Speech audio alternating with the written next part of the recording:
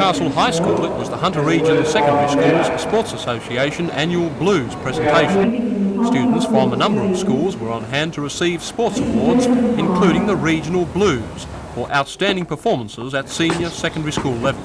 The Blues were presented by well-known local sports identity Rod Allen. In athletics, it was Glendale High's CHS champion David Bigwood who took the honours. Tara's Michelle Robinson received a blue for her magnificent record in netball. And a potential Socceroo in Booragle's Gavin Parry was also awarded a blue for his schoolboy soccer achievements. The Blues Committee Award for Outstanding Sportsmanship went to Wallsend's 13-year-old superstar, all-round athlete Chad Stevenson. CHS officials described Chad as the best for his age in 30 years at CHS athletics.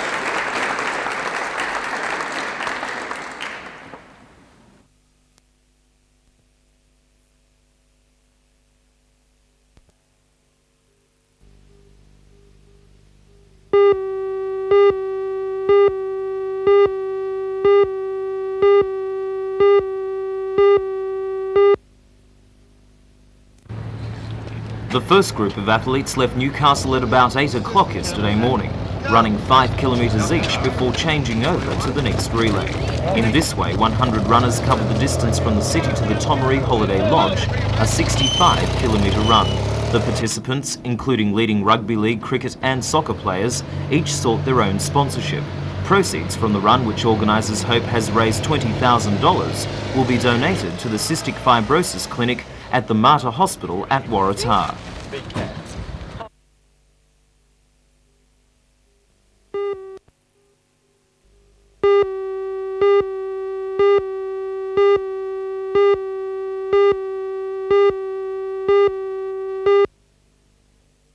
In just a moment, our open line is always Mr. Whitehead joined Libby Sanders on her morning talkback radio show. He's been the managing director of the ABC during two of the most controversial years.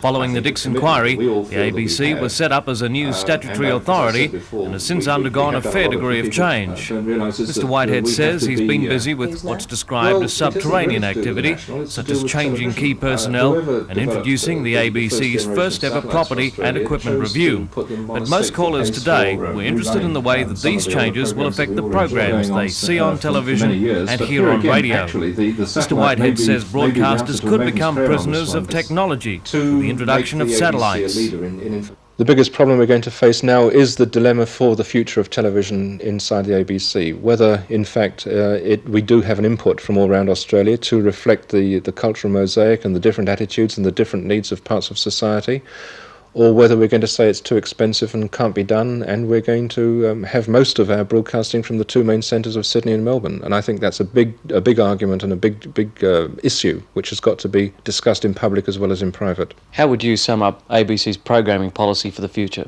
To have wider appeal to more people of more age groups and different social backgrounds, to try harder to give more choice, more genuine choice to the viewer and listener, and in television terms to be a true Australian alternative channel.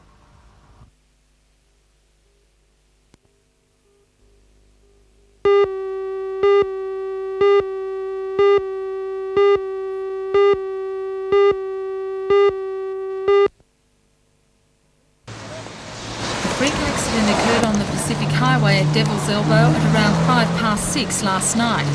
The driver of this crushed Ford Fairlane was travelling south and, losing control, jumped the medium strip, hitting an approaching semi-trailer. The car then bounced back, crashing into an oncoming Suzuki, jumped the median strip again where it collided into a Sigma, and then bouncing over the strip for the fourth time, smashed into a telegraph pole. According to the rescue units, the driver of the Ford, a 39-year-old Elmore Vale man, miraculously escaped death, but suffered both head and leg injuries. The two female drivers of the other cars sustained lacerations and were all transported to Belmont Hospital.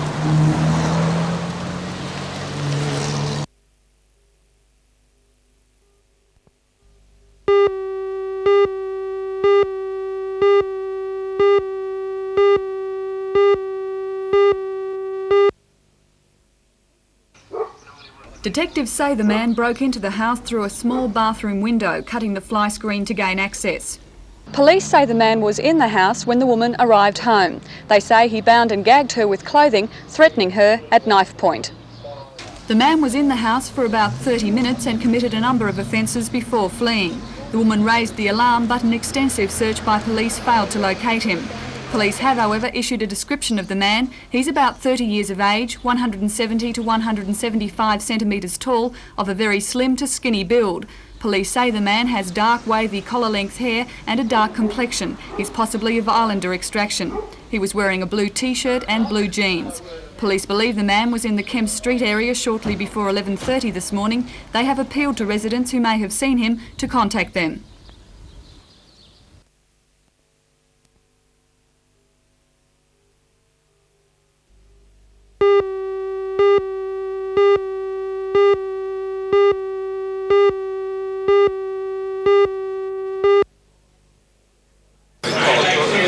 Interest rates was only one of a number of topics covered by Mr Fletcher during his address to the Newcastle Businessmen's Club luncheon at the Tattersall's Club. He spoke of the ways the Commonwealth Development Bank has helped the primary industry and small business sectors since its establishment 25 years ago to assist Australia's development. In that time, he said, more than $3 billion has been loaned to around 290,000 applicants, although he added, as many again have been refused loans because they couldn't meet the bank's lending criteria of having the ability or the potential to service the debt. He told the gathering of local businessmen he favoured low interest rates, but during question time and later, he painted a slightly gloomy picture for the immediate future. I believe that the interest rates will stay quite high for at least the next 6 months, in that the government is under pressure to support the Australian dollar, and interest rates are one way of attracting investment. Secondly, there is excess demand, in the opinion of the government, in the community, in the business sector, and one way of dampening down demand is to maintain high interest rates to discourage people from borrowing and going into new ventures. So whilst I think it may come off, say 1 to 2% from the current very high 90-day, 180-day rates, they will stay high for the next 6 months.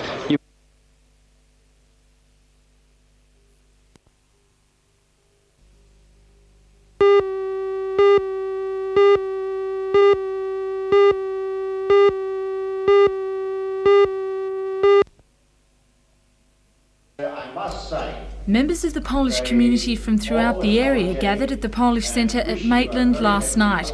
It was an occasion which celebrated the 50th anniversary of the death of Marshal Józef Piłsudski, head of state and chief commander of the Polish force during 1918 to 22. To honour the event, the eldest daughter, Dr. Wanda Piłsudski, unveiled a plaque in memory of her father, travelling from London for the ceremony. The Polish community began to arrive in the Hunter Valley in the late 1940s, and at that time they found a friend in the former state member and Minister for Transport, Milton Morris, who was last night presented with the prestigious Gold Cross for his contribution to the establishment of the community. Only 6 have been presented to Australians since the Second World War. Mr Morris, or Mariski as he has been christened, says he's proud of the 30-year friendship that has grown over the years. I think it's the greatest honour that I've received in 30 years from these wonderful Polish people in the Lower Hunter, and particularly those around the Maitland district. The Polish community first started to arrive in the Hunter region in the late 1940s. What were some of the first problems that they faced? It was a case of strange people in a strange land. No one could speak the English language. They had to learn that from scratch. They were placed in the migrant centre up at Greta. The conditions were very, very primitive in old army huts, and I think they just needed a friend. So, and I used to go up and talk to them and go to their naturalisation ceremonies and the babies' christenings and so on, because I enjoyed doing it, and they embraced me as a very, very dear friend.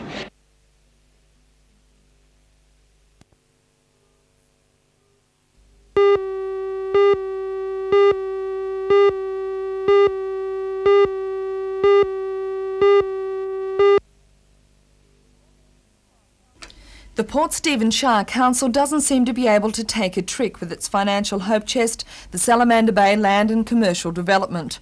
First with the public opposition, a case in the Land and Environment Court which resulted in the withdrawal of the development application for the commercial site. Then the Minister for Local Government, Kevin Stewart, intervened in the sale of the development to the council's consultants, advising it to put the land up for tender. If that wasn't enough, last week the council and its Shire clerk were slammed for alleged mismanagement of the development by a local government department inspector's report. And then today, perhaps enough to break anyone's spirits, the tender box for Salamander Commercial Development was opened, revealing just one tender from Salamander Projects. The single tenderer will add fuel to the fire that the council's conditions on the tender were unreasonable, and the council was showing favouritism to its consultants once again by making the inclusion of the Shuey supermarket an arbitrary part of the contract.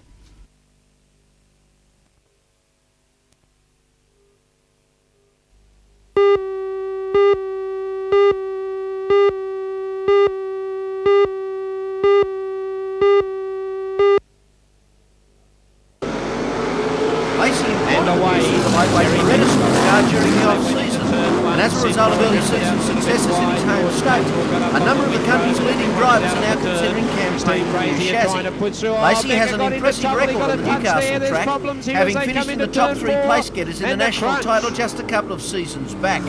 He is an aggressive driver, and his clash with the strong New South Wales and Queensland contingents is expected to provide some spectacular racing. Current national champion Gally Rush from Sydney races returned to the Motorhome. Rush was scheduled to race at the track a fortnight ago, but suffered a badly injured shoulder when competing in Adelaide the previous night. He is now fully recovered and is anxious to compete in Newcastle, as he rates the track as his favourite speedway oval. The champion Queensland father and son combination, Bob and John Kelly, have entered the challenge. For Bob Kelly, the Motordrome has not been a happy hunting ground, and he is keen to force a change in his luck. The Pit Crew Interstate Sprint Challenge will be supported by events of hot rods, sedans and stock cars.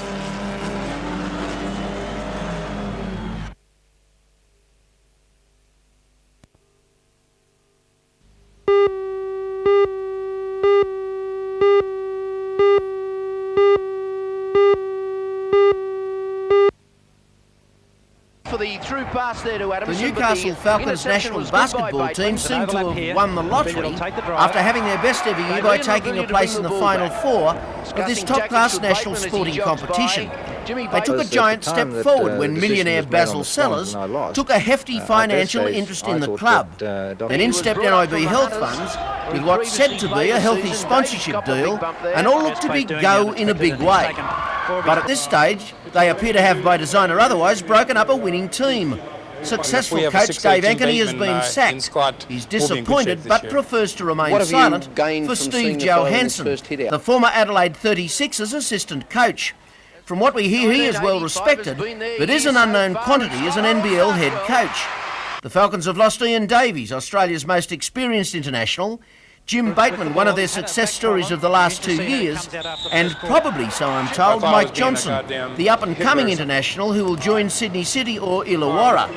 So they have Ian Roubilliard, their skipper, and a real goer, and Ricky Simpson, who is an unknown as far as we're concerned, but is as good as Al Green, so they say. Let's hope so. Time is a-wasting, and any team that's to be a real force in 1986 must surely be in full swing training by the new year. We anxiously await more good news. Oh, that's a three-pointer.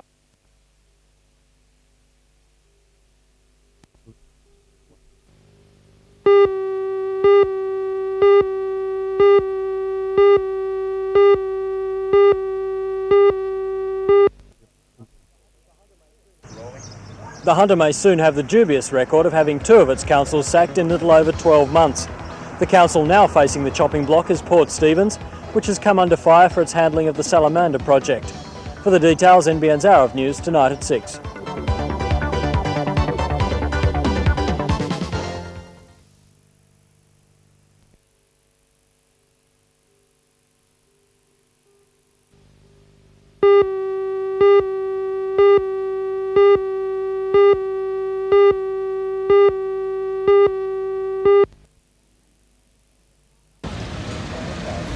While bumper-to-bumper traffic has become an everyday headache for motorists in Maitland, the 2 construction companies working on this section of State Highway number 9, Abignano and Laytons, are working to schedule. According to the Department of Main Roads, the bulk of the bypass is built, It now remains to tie the new road into the existing works at Melbourne Street at the Newcastle end, Parallel Street in the west and at High Street in Maitland. Traffic is expected to go onto the bypass so that the connections can be completed at each end sometime in the new year. Meanwhile, the Department of Main Roads is confident the $28.7 million project, which began early last year, will be finished on target in late 1987.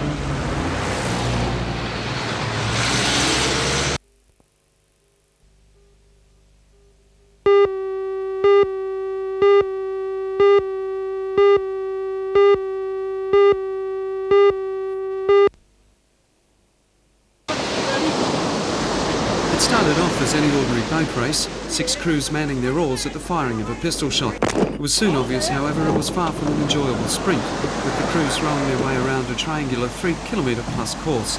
They returned to the beach and were relieved to find a fresh crew ready and waiting to swap seats with them. There were 3 exchanges altogether, and the relay ran out to cover a staggering 20 kilometres, which in a surf boat is an extremely tiring distance, and which meant 6 kilometres of rowing for each oarsman. The lead changed many times throughout the event, which took 1 hour and 5 minutes to complete. The neighbouring Dixon Park Club won the day, followed home by Merriweather, Newcastle and Cooks Hill. Cooks Hill Club President Frank Darcy says he hopes the event may become a feature of the club's annual carnival, with great interest in it from the gallery of spectators and plenty of enthusiasm too from the boat crews which entered.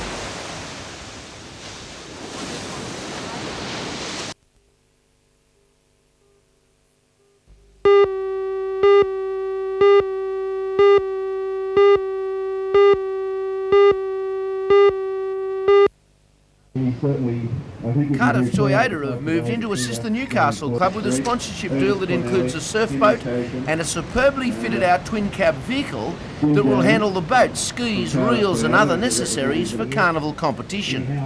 The boat was launched by Mrs Alison Bradstreet and named after one of the really greats of surfing, Jeff Dawson. If you haven't heard of the 2 times national champion, you probably haven't heard of surf club competition. The club and the district have had some outstanding surfers over the years. Arguably, Dawson is its finest. The surf was a little rough for a ride or two. It's not the done thing, you know, to break up a surf boat in front of its donor, but it has happened, thankfully not today. Around the corner, Cooks Hill Surf Club had its own celebration with the launching by Mrs John Larkin of the Closters Rubber Ducky, an extremely mobile craft so necessary to keeping our beaches as safe as possible. Surf didn't worry the ducky as it relishes all weathers. Cooks Hill's 75th year has been one of highlights, but they've just recently put a new boat into the water and the clubhouse is being extended. It was quite a day on the beach to welcome summer 85, even if it wasn't perfect beach weather.